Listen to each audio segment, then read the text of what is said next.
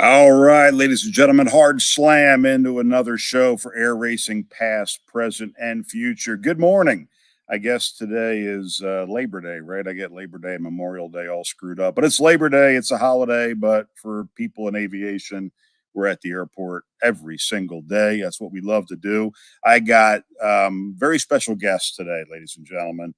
Everybody's talking about air racing. We're blessed to have the ability to try to keep air racing alive here. So today I've got the sport class.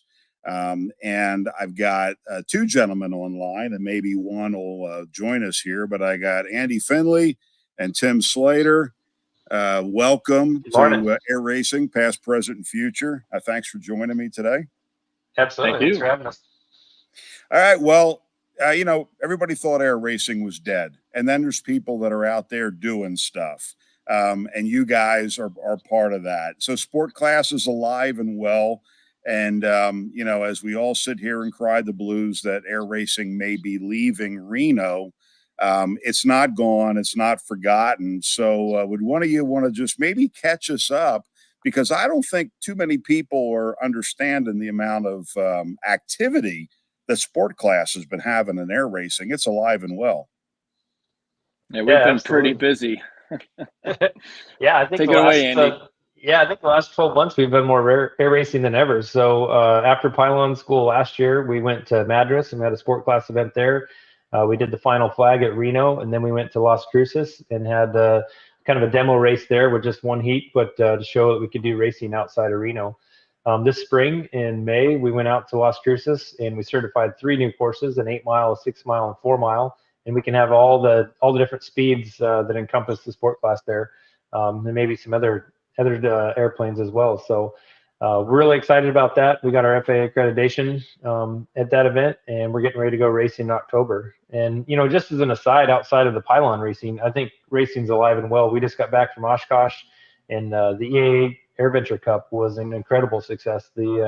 I think they had over 100 planes registered. I think about 87 or 90 showed up, and it was an amazing group of airplanes that everybody got a race. Everything from the turboprops. There was a Cirrus jet there. There's twins.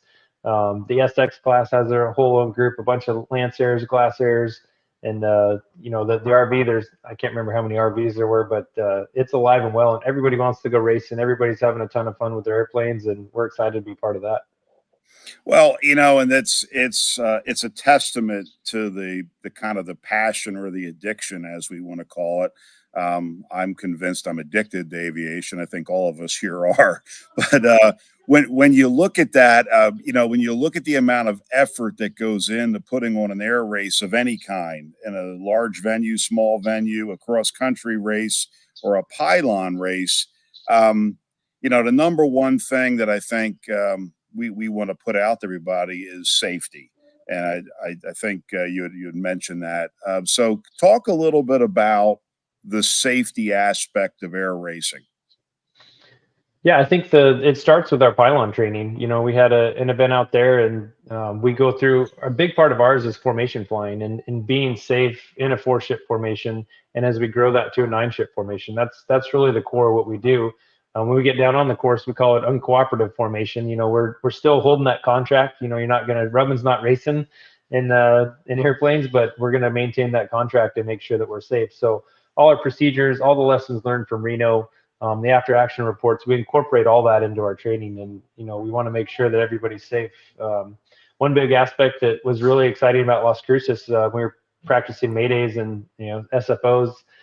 We did a lot of that, and the course layout that's there, the runway layout, is really easy to get to all the runways, even at just cruising speeds, not full tilt. It was really nice to be able to practice those maneuvers and be able to safely get to all the runways if we do have an incident, because as you know, I've pushed my engine quite a bit and I've broke it quite a bit. So stuff like that's really important to us, and really just going through the fundamentals. Are you good in your airplane? Are you current in your airplane? Can you do the emergency procedures? Can you hold position? Do you have the situational awareness to make sure you're safe and going to keep everybody else safe on the racetrack? Right on. Well, and everything we do at a live event, air shows, and that's kind of what I want to talk about here, is how we're morphing air racing into, you mentioned Madras, morphing it into that air show environment and not just the one location. So nothing wrong with what we did at Reno, right, at the national championship air races. That was a kind of a single venue. And a lot of pontificators, which I get annoyed with, people that have all the answers and do none of the work, have always said, well, we need more venues. We got to race more places. And I'm sure tens of thousands of people stepped up to help you guys put all these venues together. But what usually happens is it falls to a very small number of people to do all the work so that people can enjoy air racing. You know, there's so much passion in air racing. Let's walk through just kind of a couple of things here because you mentioned Las Cruces. So everybody knows about Roswell. If they listen to this podcast, they know Roswell. That's 2025. But talk a little bit about Las Cruces, right down the road, just a hop, skip, and a jump from Roswell. Maybe talk about your event that's coming up, if you wouldn't mind. Yeah, go ahead, Jim. The Las Cruces event really started developing about a year ago, and the circumstances which brought that to light were pretty abnormal and kind of a little bit of a Cinderella story. But it's a fantastic event. The people there are extraordinarily nice. Everybody's very excited for it. I love it. I've been there 6 times in the last 12 months in just like you're saying, in the preparation of putting this event together. We really put together last year's demonstration race in about 3 months, which was a feat because there is a lot of regulatory work that goes into designing courses, getting the 7711-2 waivers in place with the FAA, and our ARO president Bill Beaton had a huge effort put forward to make sure all that could happen. And now this year, we've been down there raising money for the event, and we've also been down there, as Andy said, we certified 2 new courses at PRTC, our training event. So we have 3 accredited courses. So yeah, it's a lot of work. It's very gratifying for those of us that have only been racing for a couple of years and want to solidify a future for it so that we can do it for many years to come. It's very, very much worth it. But yeah, Las Cruces is a phenomenal location. Well, so I would assume that you're selling tickets. I mean, how do the fans support what you're doing right now at this event? Well, the fans support by being engaged in it, and we are not in charge of the ticketing of this particular event yet. I do believe that will happen in time. It's just a development. So, as far as I know right now, the Las Cruces event is actually free. There's some ticketing that you can get for, maybe premier seats and things of that nature. But this is a 3-day show that is, as far as I can tell, free to the public. So come out and check it out. I mean, that's the best way, is to travel to Las Cruces and show the local area that you want to come in from outside and spend your tourism dollars inside of the state of New Mexico and Las Cruces in particular. Well, and bingo, right? Everybody complains about ticket prices, and here's a free event for aviation. Go figure. It's because So I just keep doing this because once we started doing this little podcast, you imagine all the comments we get, what everybody should be doing, how everybody else should respond, and then you got stuff like this: a free air racing event. There is no break in air racing. Everything's been going kind of full throttle. I mean, it is going full throttle because of those people that, sometimes selfishly and sometimes not, right? We all like to fly our airplanes. And where else can you go have the fun you guys do, pushing those airplanes as fast as they go? Sport classes rival in speeds of some of the jets. You guys are doing a lot out there, and so there's nowhere else to go see this. So Las Cruces is not hard to get to. It's an airplane flight. What kind of aircraft are the fans going to see? What kind of speeds are they going to see at this event? Well, they're going to see 3 heats of sport class racing. So there's a couple of air show elements that are dropped in. I think we're going to have some L39s there. There's going to be some T28s. There's going to be a couple of aerobatic acts. And I think we're going to have a P-51 out on display. We might have a couple of big 4-engine bombers. We're still working some of those details. I do want to touch a little bit on this is fun. You know, we do love doing this, but it's also very expensive, and it's hard to get a bunch of people willing to throw a ton of money into their personal airplanes and risk their engines. There's a few of us that apparently are very financially irresponsible, so we'll do it anyway. But the long-term future for this sport is really going to be focused around bringing a revenue stream to it. You know, right now, Las Cruces, the show is a free show, but it won't be that way forever, and it really can't be. For us to grow this sport, we need to have multiple events throughout the year. To have multiple events throughout the year means guys like Andrew are going to be risking their engine multiple times a year, and that means he's got to put a lot more money into the coffer to support his team. So our long-term vision, which hopefully isn't too long-term, is to have a location series that leads to a championship with good national sponsorship, good broadcast. Yep. And bring some financial resources to it to make it viable so that it's no longer being done on the backs of the racers, because it just isn't going to last long term if we continue to expect the racers to dig into their pockets and front the bill for everything. So that's the development behind the scenes that's taking place, and that's the tremendous amount of work, but the vision's there. We got a really good team working on it, so it'll be exciting to see what the future comes. But yeah, Las Cruces this year is going to be a great taste of what is yet to come in sport class. Well, and it's real simple. The fans have the easiest job. Show up, come out to the event, support the event, share this podcast with people, share the racing event, share the date. You know, everybody's got a role to play here, because as you guys know far better than I do, I spent my whole life in sales, and I thought I could sell sponsorships. It was the hardest thing I've ever done in sales is to sell sponsorships. So it's real easy, right? It's that catch-22. If you've got millions of people who show up, right, it's easy to get a sponsorship, you know, but how do you build an event? And that sponsor's only thinking of, well, how many people are going to show up? How much visibility are we going to get? Andy, you know about this with your sponsorships in the past. They need people to show up and view this stuff and support it, and that doesn't cost any more money than just a great day at the airport. And that's where the broadcast comes into place too, and guys like you doing what you're doing, promoting the sport in any way that you can. It's critically important to get a bunch of eyeballs on it. It's a super exciting sport. It's not hard. You don't have to over dramatize it. It's already dramatic as it is.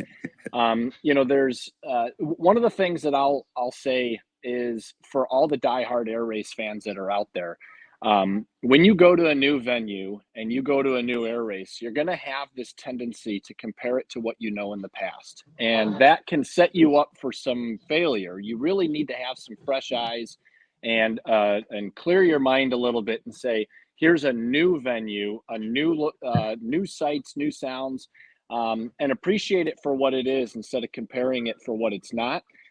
This is a new chapter in the history of air racing. If you've ever read John Tegler's book, Gentlemen, You Have a Race, it's a great book that chronicles the beginning of Reno from 1964 through 1983 when it was written. And it's a really great book to read because you get to see all the intricate details and development of what Reno became.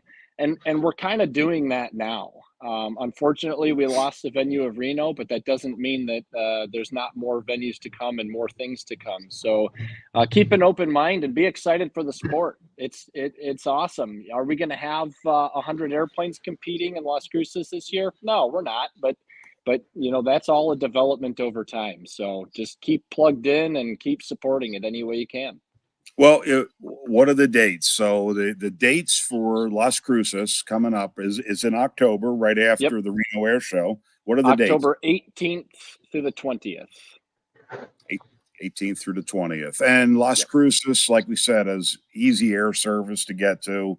Is there going to be camping there? I mean, is that show itself? People that are looking, is there a website that we should be going to get tickets?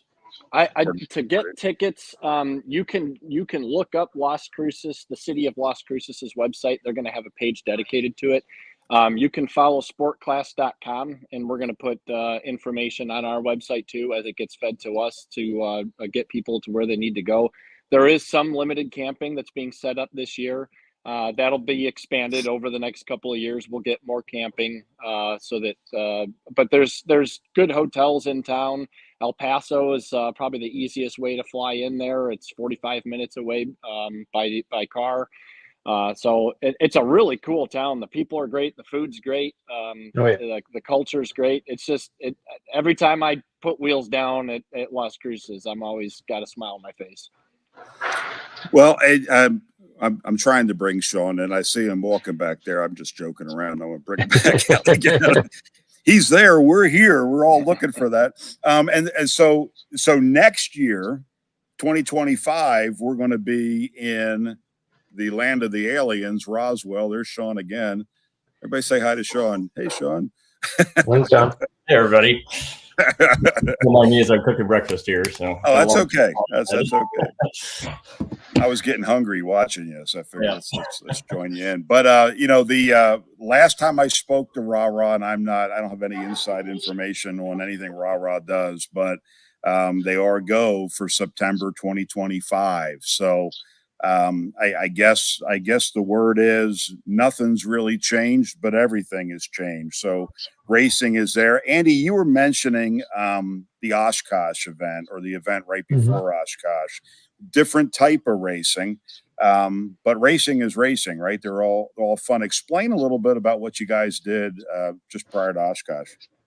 Yeah, so just prior to Oshkosh, they have the EAA AirVenture Cup, and so all three of us participated in that. And Eric White and Joe Carraggio are the co-chairs of that. And again, like every air race, there's an amazing army of volunteers that help make it happen. It's an incredible event. The briefings, the dinner, the camaraderie, all the different airplanes, the technology that everybody has. It's a ton of fun. And from jets and turboprops racing to the Pistons, the RV group, all the backwards flying canards. Sean got to fly Joe's canard this year.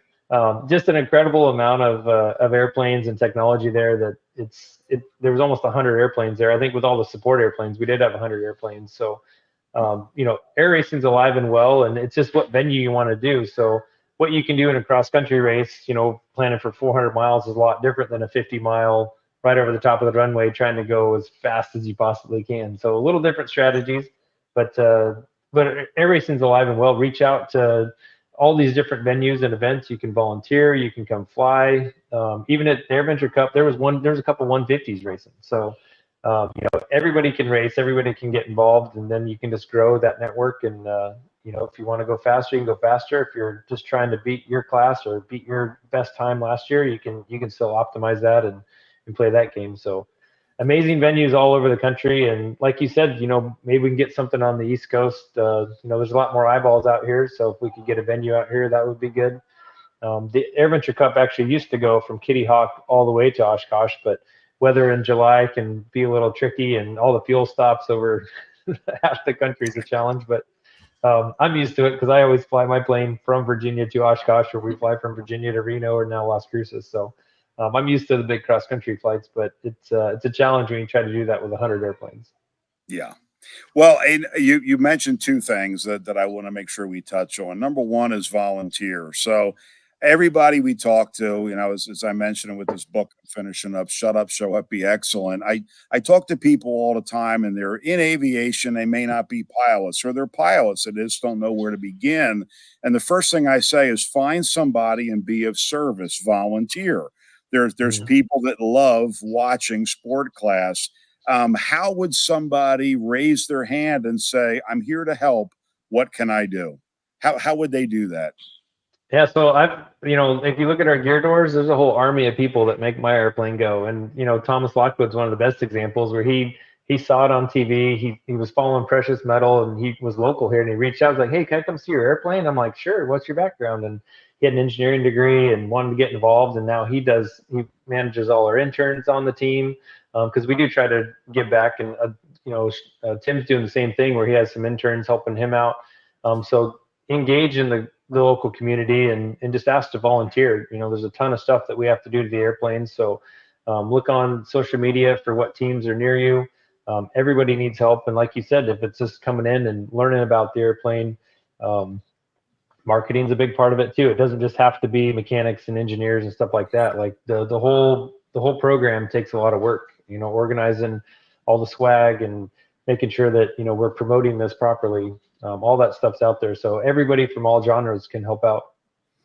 Well, I say this all the time. I'm handicapped. So what I found through my years of flying is I can fly fine. I just can't press start on GoPro cameras. So, so it must be a generational thing, because I could do everything else, but so I keep complaining all the time. I'll go, why? I need a volunteer to come out and push start on my GoPro camera. Yep. So there's always something we need, and it may not be about necessarily flying the airplane, but there's skill sets out there, and it builds that. Everybody calls that September family, or that air show family, or that event family environment. And I just really want to caution people: don't be afraid. You see everybody on this call right here. These are real racers, people. I mean, I'm not, but all you three are very approachable people, very friendly people. And a lot of our people who watch these podcasts, they're not pilots, and they don't know what they don't know. So supporting the events is critical. Sharing the events is critical. And it's a blast. You're just not going to see this anyway. It's not like an air show. You're watching guys go full out, guys and girls, rounding pylons at what, 50 feet off the ground? Yep.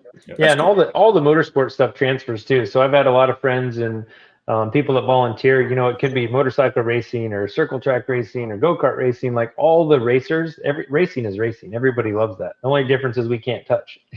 But all the work that goes into it, the long nights, the staying up, pulling all-nighters, getting stuff ready, all that stuff transfers throughout all kinds of motorsports. So if you're interested in aviation, come do it. There's been a lot of kids in our team that through that they've got inspired to go get their pilot's license now, and they're getting their pilot's license. They're getting involved in aviation, and reaching out. What is the next generation going to see?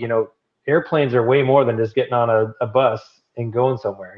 So the golden age is here. We just have to share that and see what's out there, and the innovation that happens, the freedom that happens. It's amazing. I've had people ask me, what was the best thing that opened opportunity for your life? And for me, it was aviation. I was fortunate enough to go to school and got a college degree and all that, but aviation and the network of people you can meet in this community is what will open so many doors for you and truly change your life of what you can go do. So I always encourage everybody to come help and just hang out in the airport, go for an airplane ride, and you'll meet amazing people. Yeah. And if you're pilots, so how does a pilot, sport class opened up a whole new type of air racing. Back it was always these highly specialized aircraft, and then sport class made air racing more, I think, approachable, because it was the planes that guys and girls were out there flying that were little hot rods and were fun. But now they got brought into the world of, because everybody, again, I say everybody, but there's a lot of people. We love the unlimiteds, and that's great. We all do. But it's hard to fly a multi-million-dollar aircraft around pylons and expect that to be any kind of financial sense. Jet class was different, right? Jet class started with a sport class guy that just decided, hey, why don't we take jets around the course? We all knew that is Mr. Rick Vandam was one of the guys involved there. But sport class allows, it's within reach of good stick and rudder general aviation pilots. Is that fair? Yeah, the neat thing about it too, a lot of people don't have the luxury of having multiple airplanes, a specific racing airplane. So, the experimental world is very vast, and it covers a huge swath of different types of airplanes. So the best part is that you can take that airplane that you use to fly cross country, go get your $100 hamburger, and you can also participate in air racing. I'd say that our organization, with its fundamental core being the training aspect of it and formation, it makes you a better pilot. I'll give Stoldrag the same kudos, because those guys do a huge amount of work to train you. It actually makes you a better pilot, and you get to compete at the same time. And that in sport class allows you to do that. So you can take your RV or whatever experimental airplane you have. You can come participate. You can get formation training. You can race the airplane. But it's multifaceted. So it really opens up the door to a lot of people, just like you're saying. Well, and as I said off camera, I'll say it on camera because I ought to give credit where credit is due. Rick Vandam, one of your sport class guys, jet class guy. When I first wanted to start racing, he looked at me, and this is a fighter pilot guy, right? I'm not a fighter pilot. I was a Marine Corps sniper, for God's sake. So, what do I know about flying jets at that time? And Rick goes, why don't you know how Rick is? He's real kind of looks at you, goes, why don't you start out flying sport class? I got a Lancer 320 that you can fly.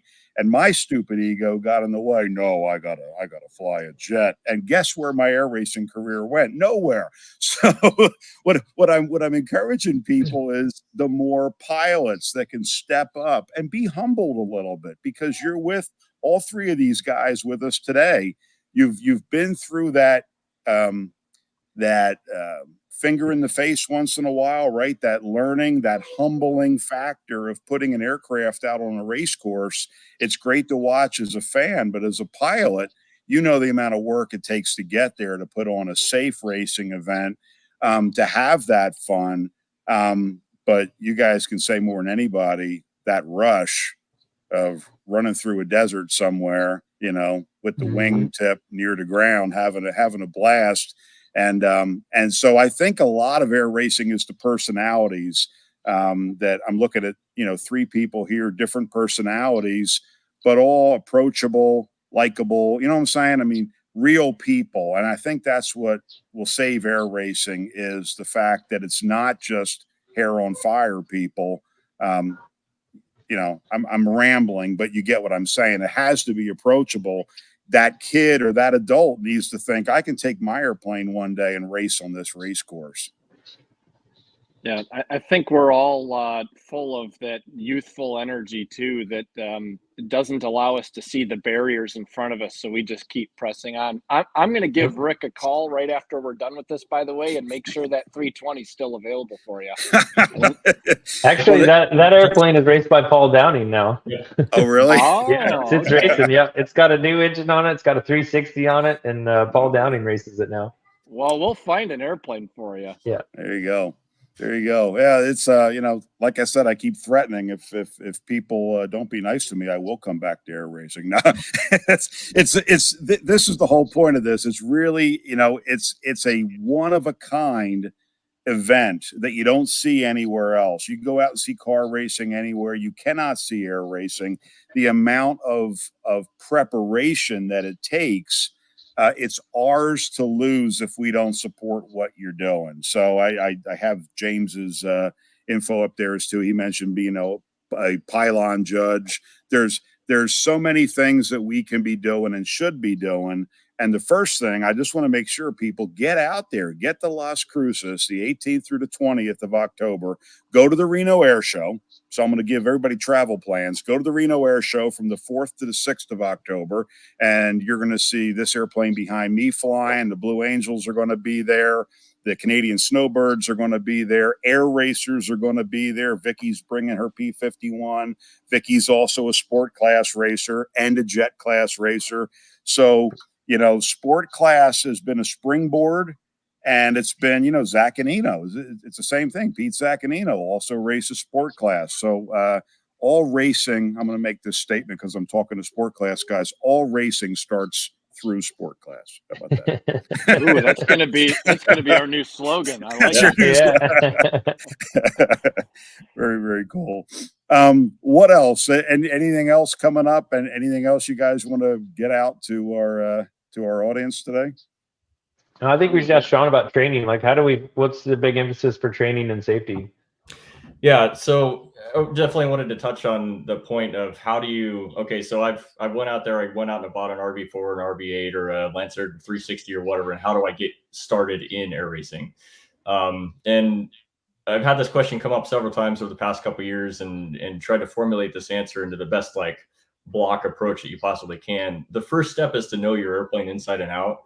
Like, you need to know how to fly your airplane. You need to know all the emergency procedures, abnormals, normal procedures. Be very comfortable in your airplane so that you can fly. You can basically fly the airplane without thinking about it, for lack of a better term. All of us, and Andy, when him and I do the race briefs, we always talk about, like, you should be able to sit in the middle of the night in your hangar with all the lights off when it's pitch black, and you should be able to run every single procedure that you can think of in that airplane without seeing anything in the airplane. That's kind of step one. Then from step two is the formation aspect. All of our skill set, there's basically two skill sets that come into play when you're flying on the pylons.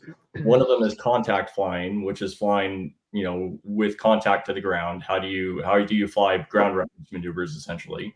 And then the second aspect, and I think the very important one, is formation. So we're constantly flying relative to other aircrafts, no matter what altitude that we're flying at. And you'll notice that all of our training events, they start with a formation aspect to them, to where we go up and away. We're up at 8,000 or 10,000 feet, motoring around, flying formation with each other, building that skill set and building that trust level between all of the pilots. Right now, the RV group, or we call them Metal Mafia, they have a really great, there's a lot of really great formation events all across the country, primarily with Formation Flying Incorporated. You can look up their website, ffi.inc or ffi.com, something like that. So if you got an RV or a Long Easy, or any of the backwards flying airplanes, they can all show up to those. They have a really great venue for people to show up and get the skill set of formation flying. In addition to that, we're building what I call the fast glass side of FFI as well, so that fast is primarily jets and warbirds at this point, and there isn't a great venue for the rest of us to be able to get formation cards and have formation events. And that's what we're building on the sport class side, is so that we can have these venues that you own an airplane, you've got a Lancer or Glasair, show up, and we'll have formation events where we can bring you from zero to, with instructors, all the way up to full step qualified, which is what you need to be able to come and fly at the races. In the interim, for right now, the best thing you can do, like Andy alluded to, is go look on social media, go to our website, figure out who the racers are, figure out who the pilots are, figure out who's out in your area. And we're always looking for an excuse to go fly. So if you can't make it to a formation event, or there isn't one that really matches up with the airplane that you have, come find one of us and give us a call, or send us a private message somewhere. And you don't have to twist our arm to go fly formation and go show you what it's all about. It's just awesome. There's almost nothing better than going and flying formation and being in the air with your best friends. It's just an amazing experience. And it's a doable process, right? So the average, like an entry level sport class racer, ballpark, right? I mean, somebody can get in with an RV4, as you mentioned, or something that's fairly unmodified, correct? Am I wrong there? Yeah. Okay. Yeah, we've got our 4-mile course at Las Cruces is going to be a blast in a stock RV. Yeah, that's going to be a great time. And we've got several, basically bone stock RV4s and RV8s that show up every year. We've had some really stock Long Easies, and then Klaus is kind of in his own little realm, so we'll keep him in his own spaceship area. But some relatively stock Long Easies that have showed up from time to time. And there's that contingent, and I'd say this all the time, is that contingent that qualifies in the 190 to 215 mile an hour range. I honestly think they have more fun at the races than anybody else does, because you look at what they do. They're stacked up 3-4 wide on each other, coming around the pylons at 50 feet, super tight, close racing, just having a great time. And it's super fun to be hair on fire flying around at 350, 360 miles an hour.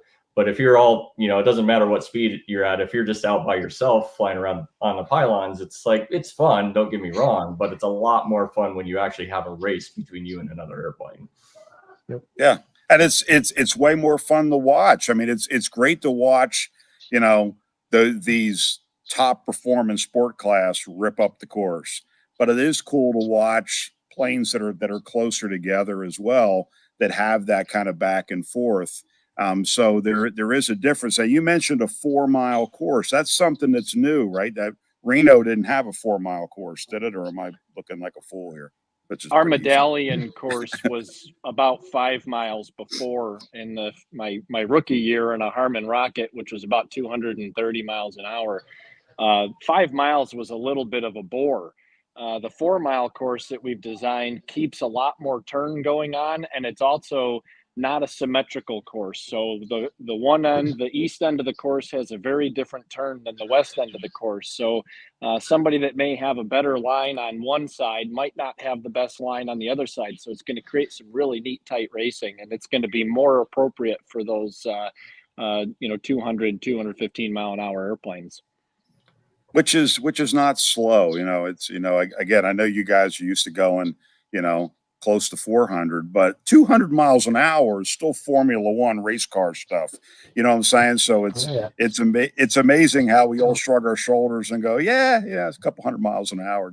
And then you go, well, that's faster than a lot of the, stock cars out there and things of that nature. So real racing and sport class allows you to get in and then modify that aircraft to put the bigger engine in. You guys got a lot of flexibility. There's your friend. You guys have got a lot of flexibility with how you can modify that aircraft and make it faster. And I'm making an investment reason here because all of us got to go tell our spouses why we're buying new airplanes. So it's an investment. You see what I'm saying? I'm going to start small. We're going to build this airplane into a, national championship aircraft. But I mean, I think that's why air racing was kind of dwindling a little bit there. We had less and less unlimited show up.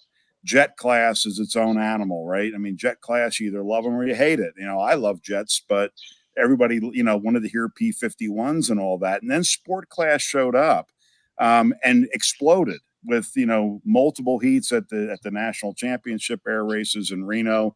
And I think it allowed the fan to say, you know what, I can do this. I can be a part of this in some way or fashion. So thank you, first of all, as a class, for keeping this alive, because it really is. While a lot of people sit there and go, there's nothing happening in air racing, once again, the complainers and the naysayers are wrong. I mean, there's a lot going on in air racing. Yeah. We've done more air racing in the last 12 months than ever. So yeah. It's been great. Yeah, and it's totally achievable and everybody can do it. The funny story, like I bought my airplane off eBay. Like, so it's possible to just take it and build it. And when I bought it, it did 300 miles an hour, and now we've done our best laps 406. So yeah, it's possible to build it, but you got to have that group of volunteers and army of people that help out and make it happen. So and it's been amazing to see the sport class grow. Like, we're standing on the shoulders of the giants that created it, and people like Lee Beal and Rick Vandam that made it happen and brought it along, and the training that went into that and the development that went into that. It's amazing how far we've come, and it's the coolest thing you get to do with the airplane. So we just love doing it. It really is. The formation part is so gratifying because you're never perfect at it. So you're constantly improving your skills. Every time you go fly, you're finding areas where you can do better. That's what I found to be one of the most rewarding parts of being a part of this organization, is just the building of the skill set. Mm-hmm.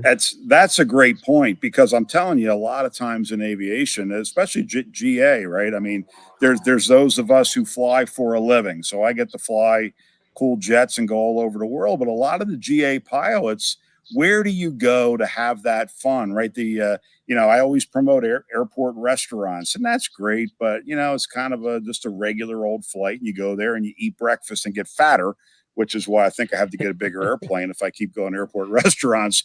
But when you have a racing event and a way to say, look, this is a way, it is a way to experience that passion. We're all, maybe I won't say all, but you kind of have that you want to be that Top Gun or that fighter pilot, or that you want to do more than just take your airplane and fly somewhere, but you want to have fun with the aircraft.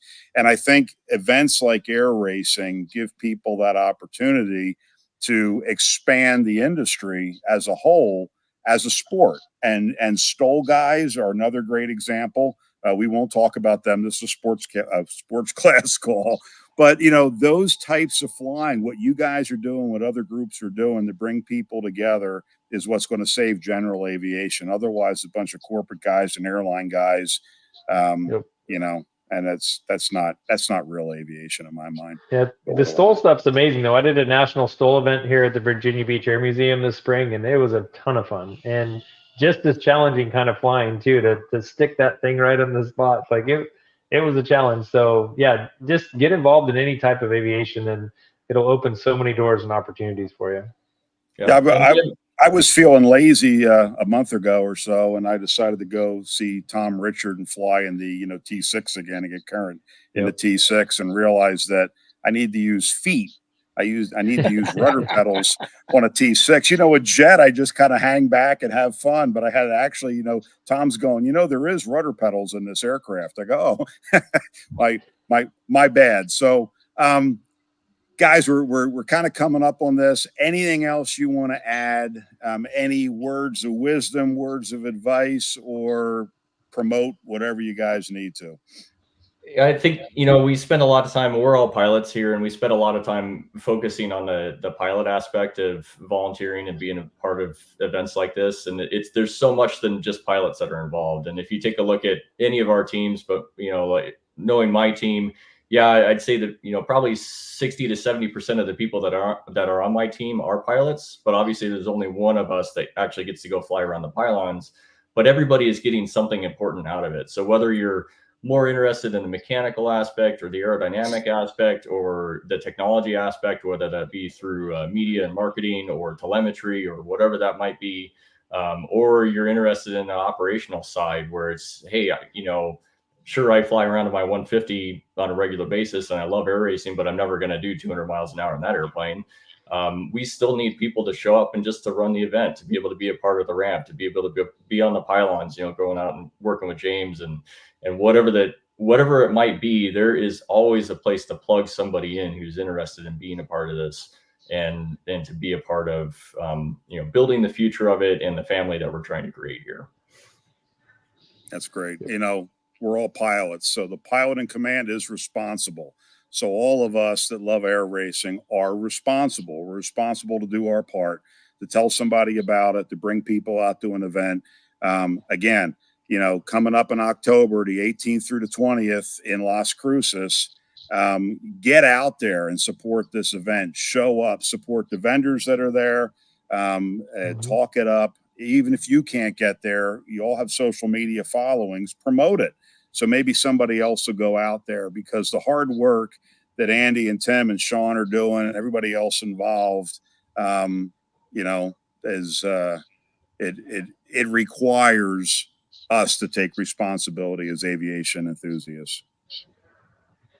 Yep. Don't take it for granted. It's, I finally got involved in air racing based on some extreme financial irresponsibility, as I've said before, and I'm glad I did, because I would have missed some amazing opportunities. So there's always, I'm from the Chicago area, so the Cubs always say, well, there's always next year.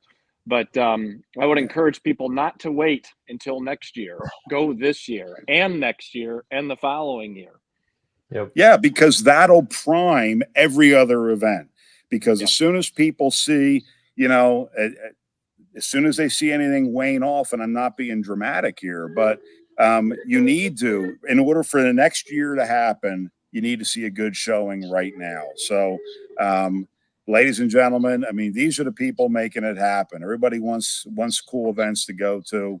These are the guys. There's 3 of them right here. So thank you very much. I really sincerely appreciate all the hard work that you guys are doing in the sport class. And I'm looking forward to being there in October. So, excellent. That's the unfortunate part. You may have to talk to me live and in person. But other than that, all right, gentlemen, it's been an absolute pleasure. Enjoy your holiday. Thank you for joining me today. I publicly want to take responsibility for yesterday. I told Andy this, 100% my fault. I have no excuse, and I shall get you guys a t-shirt. So send me an email with your t-shirt sizes, and I'll send you a t-shirt as my humble apology. So thank you. All good. Thank you for the invite. Yeah, thank you for having us. See you guys. Hey, All right, take it easy. Take care. Bye.